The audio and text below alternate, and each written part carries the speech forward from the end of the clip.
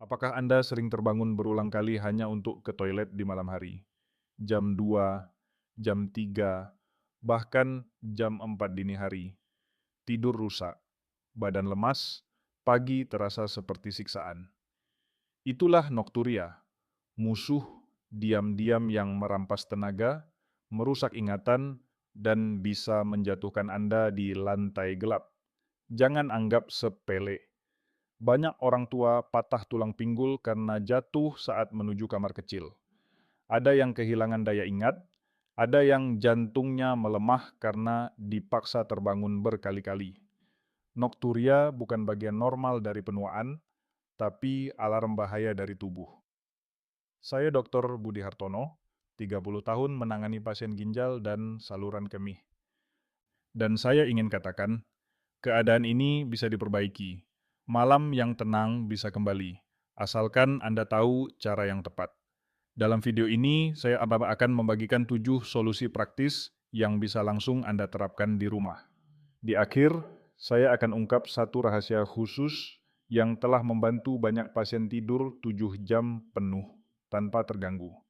Jangan berhenti menonton, karena bila Anda abaikan, hidup Anda akan terus dibayangi kelelahan, risiko jatuh, dan penyakit serius. Tapi bila Anda bertahan sampai akhir, Anda akan menemukan kunci untuk merebut kembali tidur nyenyak dan hidup penuh semangat di usia senja. Tekan tombol subscribe channel Zulfa Hartati sekarang dan tulis angka 10 di komentar bila Anda siap tidur nyenyak lagi. Nokturia bukan hanya soal sering ke toilet. Ini adalah pencuri kesehatan yang diam-diam merusak tubuh dari dalam. Setiap kali Anda bangun di malam hari, tubuh kehilangan kesempatan emas untuk memperbaiki diri. Tidur yang terputus membuat otak tidak sempat membersihkan racun, jantung bekerja lebih keras, dan tulang menjadi rapuh karena kelelahan kronis. Bayangkan seorang bapak di desa, Bapak Hasan, umur 74 tahun.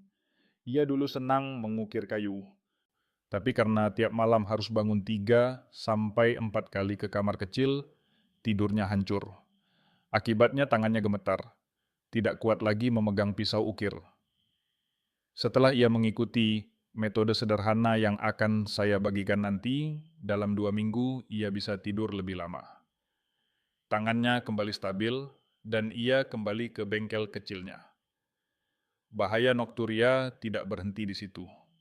Setiap kali Anda berdiri di tengah malam, risiko jatuh sangat tinggi.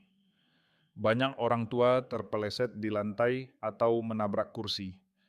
Patah tulang pinggul bisa membuat seseorang tidak bisa berjalan mandiri lagi. Inilah mengapa nokturia disebut bom waktu yang bisa merampas kemandirian Anda. Lebih jauh lagi, kurang tidur menyebabkan pikiran kacau, sulit konsentrasi, mudah lupa, bahkan meningkatkan risiko demensia. Bukan usia yang membuat Anda pelupa, tapi tidur yang rusak setiap malam. Bukankah itu menakutkan? Dan jangan lupa jantung Anda. Setiap kali terbangun mendadak, tubuh mengeluarkan hormon stres. Tekanan darah naik, detak jantung melonjak. Bila ini terjadi berulang kali setiap malam, jantung dipaksa bekerja tanpa henti. Tidak heran banyak penelitian menghubungkan nokturia dengan risiko hipertensi dan penyakit jantung. Semua ini bukan untuk menakut-nakuti, tapi untuk membuat Anda sadar, nokturia adalah masalah serius, bukan hal sepele. Bila dibiarkan, ia bisa mencuri kesehatan, kemandirian, bahkan kebahagiaan Anda. Mulai hari ini, anggap setiap perjalanan ke toilet di malam hari sebagai peringatan keras. Jangan diam saja, karena sebentar lagi saya akan membagikan solusi praktis untuk memutus lingkaran setan ini. Kalau Anda masih mengikuti sampai sini, tulis angka 1 di komentar agar saya tahu siapa yang benar-benar serius ingin tidur nyenyak lagi. Ingat, nokturia bukan normal, tapi alarm bahaya. Mengapa banyak orang harus bolak-balik ke toilet di malam hari? Jawabannya bukan sekadar karena usia. Ada 3 penyebab utama yang sering terjadi tanpa disadari. Pertama, tubuh semakin sedikit memproduksi hormon antidiuretik atau ADH saat malam. Hormon inilah yang biasanya memberi sinyal pada ginjal untuk memperlambat produksi urin ketika kita tidur. Saat ADH menurun, ginjal tetap bekerja penuh, menghasilkan banyak urin. Akibatnya, kandung kemih cepat penuh dan Anda terpaksa bangun berkali-kali. Kedua, kapasitas kandung kemih memang bisa menurun seiring bertambahnya usia. Artinya, meskipun jumlah urin tidak terlalu banyak, dorongan ingin buang air kecil terasa lebih cepat. Bayangkan, sebuah ember kecil yang lebih cepat penuh. Kondisi ini membuat Anda sering terbangun, bahkan ketika volume urin sebenarnya tidak terlalu banyak. Ketiga, cairan yang menumpuk di kaki saat siang hari. Banyak orang tua mengalami bengkak ringan di pergelangan kaki setelah beraktivitas. Cairan itu tidak hilang begitu saja. Saat Anda berbaring, gravitasi tidak lagi menahannya di kaki. Cairan itu kembali masuk ke aliran darah, melewati ginjal, lalu berakhir di kandung kemih. Hasilnya, tengah malam, Anda harus berlari ke kamar kecil. Mari kita simpulkan, berkurangnya hormon ADH, berkurangnya kapasitas kandung kemih, dan perpindahan cairan dari kaki adalah 3 penyebab paling umum nokturia. Mengetahui penyebab ini sangat penting.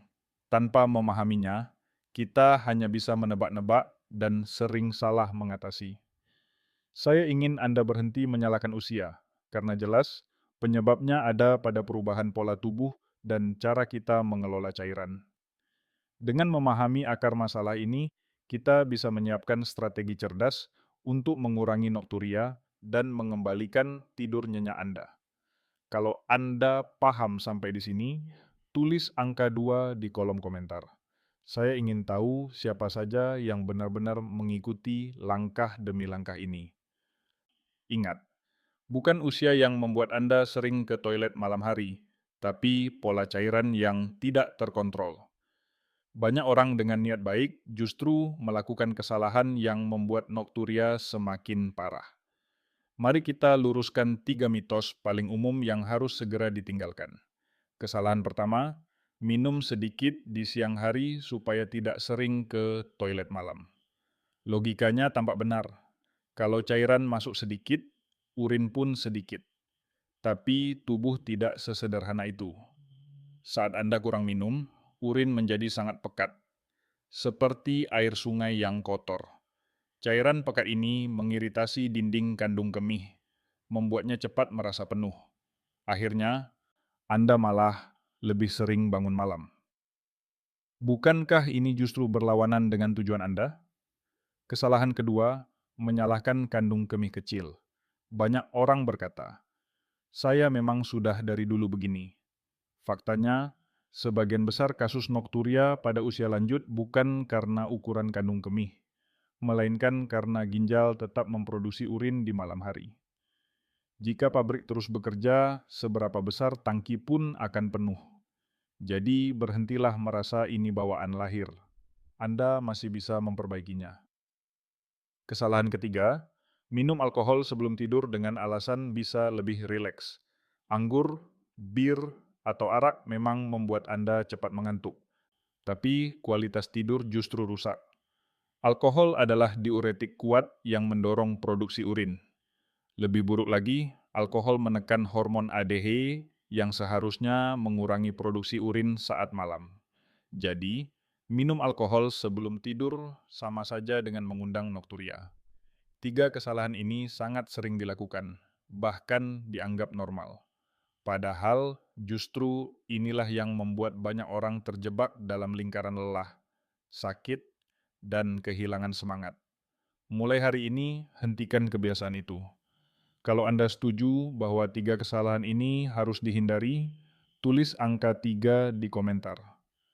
Dengan begitu, saya tahu siapa saja yang sudah berkomitmen memperbaiki pola hidupnya. Ingat, bukan jumlah air yang sedikit, bukan kandung kemih kecil, dan bukan alkohol yang bisa menyelamatkan Anda. Semua itu hanyalah jebakan. Yang Anda butuhkan adalah cara cerdas untuk mengelola cairan, bukan cara instan yang menipu. Setelah tahu penyebab dan kesalahan yang sering terjadi, sekarang saatnya masuk ke inti solusi, metode air. Bukan minum lebih sedikit, tapi minum dengan cerdas. Strategi ini sederhana, tapi sudah terbukti mengembalikan tidur nyenyak banyak pasien saya. Langkah pertama, minum sebagian besar air di pagi sampai sore hari. Bayangkan tubuh seperti sawah yang butuh irigasi. Air harus dialirkan saat matahari masih tinggi, bukan saat malam tiba. Usahakan 75% cairan Anda masuk sebelum jam 4 sore.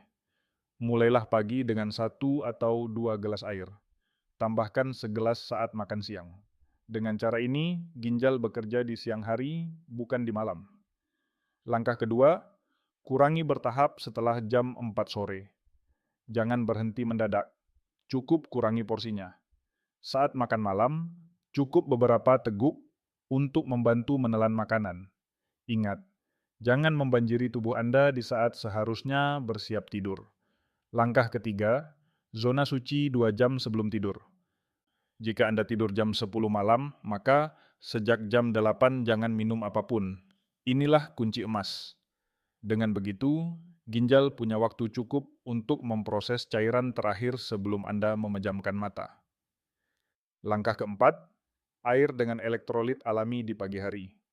Tambahkan sejumput garam laut dan perasan jeruk nipis atau lemon kecil ke dalam segelas air pertama Anda. Ini membantu penyerapan air lebih cepat, membuat tubuh tidak mudah haus di sore hari. Langkah kelima, makan malam cerdas. Hindari makanan terlalu pedas, asam, atau minuman berkafein. Pilih lauk sederhana, seperti ikan kembung bakar, tempe, dan sayur bening. Buah segar seperti semangka atau labu siam bisa dikonsumsi siang hari, bukan malam, agar tidak membebani kandung kemih. Metode ini bukan teori rumit. Ini ilmu sederhana yang bisa langsung dipraktikkan. Mulailah besok pagi. Atur jadwal minum Anda, dan tubuh akan berterima kasih dengan tidur nyenyak. Kalau Anda mengikuti sampai di sini, tulis angka 4 di komentar.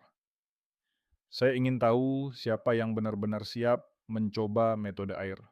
Ingat, bukan sedikitnya air yang penting, tapi waktu yang tepat untuk minum. Metode air adalah mesin utamanya, tapi agar hasilnya lebih kuat, ada beberapa teknik pendukung yang sangat sederhana. Banyak pasien saya merasakan perubahan besar hanya dengan menambah kebiasaan kecil ini. Teknik pertama, pengosongan ganda sebelum tidur. Caranya mudah. Pergi ke toilet, buang air kecil seperti biasa, lalu jangan langsung berdiri. Tunggu sekitar 1 menit, santai, condongkan tubuh sedikit ke depan, lalu coba buang lagi. Seringkali masih ada sisa urin yang tertahan. Sisa kecil itulah yang bisa membangunkan Anda jam 3 pagi. Dengan pengosongan ganda, kandung kemih benar-benar kosong dan tidur lebih panjang. Teknik kedua, angkat kaki sebelum tidur. Banyak orang tua mengalami bengkak di pergelangan kaki sore hari. Itu tanda cairan menumpuk. Cobalah duduk santai di sofa, letakkan kaki di atas bantal selama 1 sampai 2 jam sebelum tidur. Dengan cara ini, cairan naik ke ginjal lebih awal. Anda bisa mengeluarkannya sebelum tidur, bukan tengah malam. Bagi yang terbiasa kerja di kebun atau pasar, kebiasaan sederhana ini sangat membantu. Teknik ketiga, kurangi garam berlebih. Garam membuat tubuh menahan air lebih banyak, sehingga ginjal bekerja keras di malam hari. Masakan rumah memang lebih aman, tapi hati-hati dengan makanan instan, kerupuk asin, atau ikan asin yang sering menggoda. Gunakan garam secukupnya saja. Selain itu, ada resep alami dari dapur. Air rebusan jagung dan beberapa batang daun seledri sudah lama dipakai masyarakat desa untuk membantu melancarkan buang air kecil. Minum di siang hari, bukan malam, agar kandung kemih tidak penuh saat tidur. Murah, mudah, dan tersedia di pasar tradisional. Teknik pendukung ini seperti ban tambahan pada mobil. Metode air tetap utama, tapi teknik inilah yang membuat perjalanan lebih mulus. Kalau Anda setuju teknik ini mudah dipraktikkan, tulis angka 5 di komentar. Saya ingin tahu siapa yang mau benar-benar mempraktikkan malam ini juga. Ingat, kebiasaan kecil sebelum tidur bisa menjadi pembeda besar antara malam gelisah dan malam nyenyak. Teori tanpa bukti sering membuat orang ragu.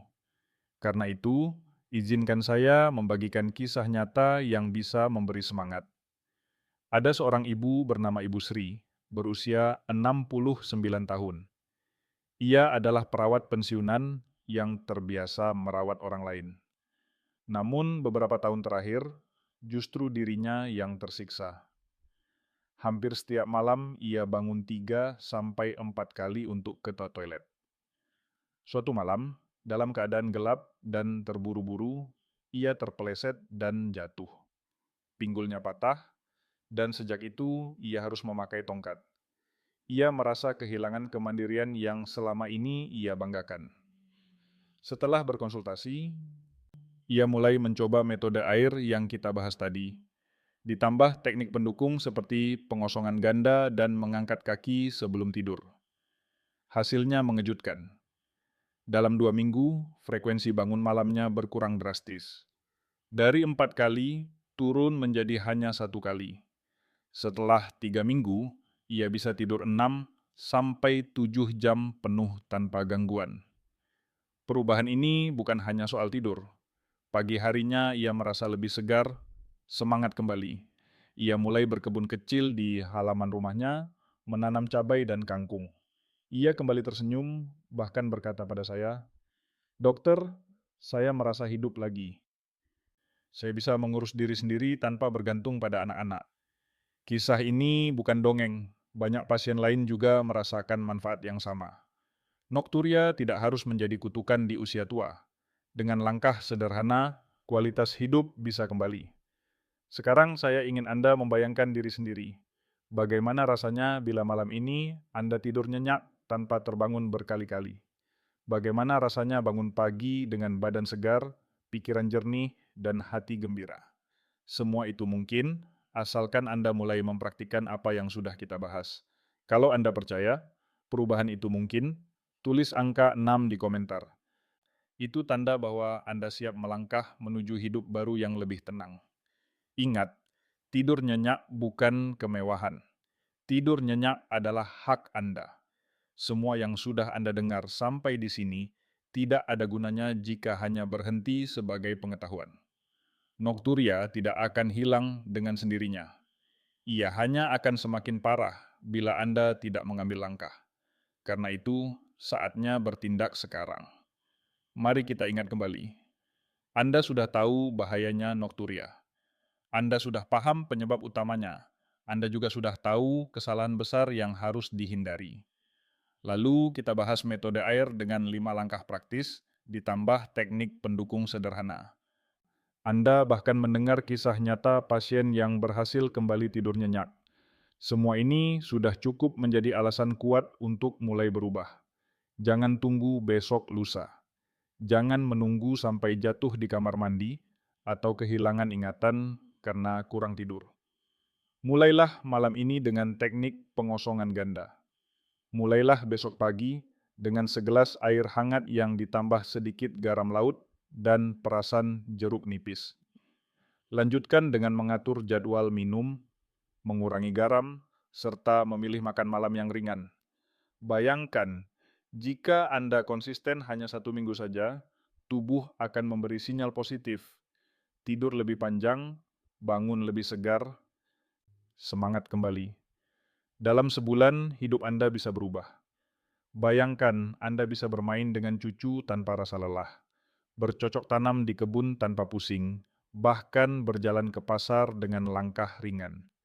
Tidakkah itu yang Anda rindukan? Saya ingin menantang Anda. Pilih satu solusi yang paling mudah menurut Anda, dan lakukan mulai hari ini. Jangan tunggu semua sempurna. Satu langkah kecil lebih baik daripada tidak ada langkah sama sekali. Kalau Anda siap mengambil keputusan ini, tulis angka 7 di komentar. Itu tanda bahwa Anda bukan hanya penonton, tapi pejuang yang mau merebut kembali tidurnya. Ingat, setiap malam yang nyenyak adalah satu hari kehidupan yang kembali kepada Anda. Saudara-saudara, mari kita rangkum perjalanan kita hari ini. Nocturia bukan hal sepele. Ia adalah pencuri diam-diam yang bisa merusak tidur, melemahkan tubuh, bahkan mengancam kemandirian Anda. Tapi kabar baiknya, ada jalan keluar yang nyata. Kita sudah bahas 7 solusi praktis. Pertama, sadari bahaya nocturia. Kedua, kenali penyebab utamanya. Ketiga, hentikan kesalahan yang membuat kondisi makin parah. Keempat, terapkan metode air dengan 5 langkah sederhana. Kelima, tambahkan teknik pendukung agar hasil lebih maksimal. Keenam, lihat bukti nyata dari kisah pasien seperti Ibu Sri. Dan ketujuh, yang terpenting, bertindak sekarang juga. Saya ingin Anda ingat, tidur nyenyak bukanlah mimpi, tapi hak Anda. Dengan langkah kecil setiap hari, Anda bisa merebut kembali malam yang tenang. Bayangkan, esok pagi Anda bangun tanpa terburu-buru ke toilet. Tubuh terasa segar, hati gembira. Bukankah itu yang Anda rindukan? Dan inilah pesan terpenting. Anda belum terlambat. Tubuh Anda masih mau pulih. Tidak peduli usia Anda, perubahan masih mungkin terjadi. Mulailah dari sekarang. Malam ini lakukan pengosongan ganda. Besok pagi minum air hangat dengan sedikit garam laut dan jeruk nipis. Atur jadwal minum Anda, kurangi garam berlebih, pilih makanan sederhana. Semua langkah itu mudah, murah, dan bisa dilakukan siapa saja. Saya ingin menutup dengan sebuah pertanyaan untuk Anda. Apakah Anda akan mulai besok pagi? Karena keputusan itu ada di tangan Anda.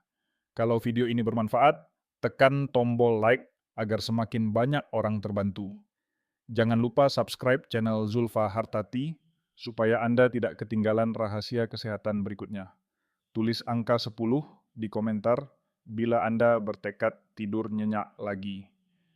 Dan tulis juga topik apa yang ingin Anda dengar di video selanjutnya. Mungkin tentang tekanan darah tinggi, asam urat, atau masalah lain yang sering mengganggu di usia senja. Bagikan video ini kepada keluarga, tetangga, dan sahabat. Karena semakin banyak orang tahu, semakin banyak yang bisa hidup sehat bersama kita. Tidur nyenyak adalah awal hidup baru. Mulai besok pagi, ambil kembali hak Anda untuk sehat dan bahagia.